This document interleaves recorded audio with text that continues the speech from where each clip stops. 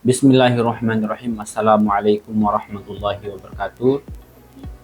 Alhamdulillahirrabbilalamin. Segala puji bagi Allah, Tuhan semesta alam yang telah menganugerahkan begitu banyak nikmat kepada kita semua, sehingga kita menjalani kehidupan ini dengan penuh rahmat, penuh dengan kenikmatan dari Allah Subhanahu wa taala. Salawat serta salam senantiasa tercurah kepada baginda Muhammad Rasulullah sallallahu alaihi wasallam. Allahumma shalli ala Muhammad wa ali Muhammad. Perkenalkan, nama saya Muhammad Hairun dari mahasiswa yang Pelopo program studi pendidikan agama Islam. Saya ingin menjelaskan sedikit terkait dengan evaluasi pembelajaran ini dengan tujuan untuk memenuhi syarat kelulusan dalam ujian komprehensif.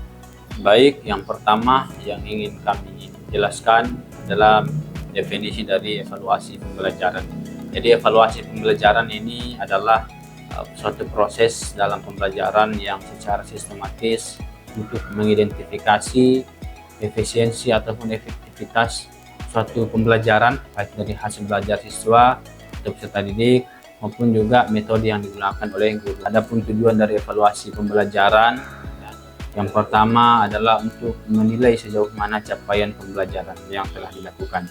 Kemudian yang kedua tujuannya adalah untuk mengidentifikasi kelemahan dan kelebihan pembelajaran yang telah dilakukan, baik dari kelemahan dari peserta didiknya atau kebutuhan dari peserta didik yang menjadi kendala dalam pembelajaran maupun dari pendidik itu sendiri atau guru ya, dari metode dan lain sebagainya, dan inilah yang kemudian akan dijadikan sebagai bahan perbaikan untuk pembelajaran berikutnya. Baik, selanjutnya yaitu jenis-jenis evaluasi pembelajaran. Yang pertama, evaluasi pembelajaran berdasarkan waktu pelaksanaannya itu ada dua. Yang pertama ada evaluasi formatif dan kedua evaluasi sumatif. Nah, evaluasi formatif ini adalah evaluasi pembelajaran yang dilakukan selama proses pembelajaran dengan tujuan untuk mengukur pemahaman siswa selama proses pembelajaran. Nah, contohnya adalah tugas harian atau hasil diskusi. Sedangkan evaluasi sumatif ini adalah evaluasi yang dilakukan di akhir periode pembelajaran atau misalnya di akhir semester ataupun pertengahan semester, itu untuk menilai sejauh mana pemahaman siswa dalam pembelajaran yang telah dilakukan. Nah, itulah evaluasi pembelajaran berdasarkan waktu pelaksanaannya. Kemudian selanjutnya ada evaluasi pembelajaran berdasarkan tujuan dari evaluasi pembelajaran itu. Yang pertama adalah evaluasi diagnostik. Evaluasi diagnostik adalah evaluasi yang dilakukan untuk mengidentifikasi kesulitan ataupun kendala peserta didik dalam proses pembelajaran, sehingga ini yang dijadikan bahan untuk memberikan solusi dari pembelajaran dilakukan.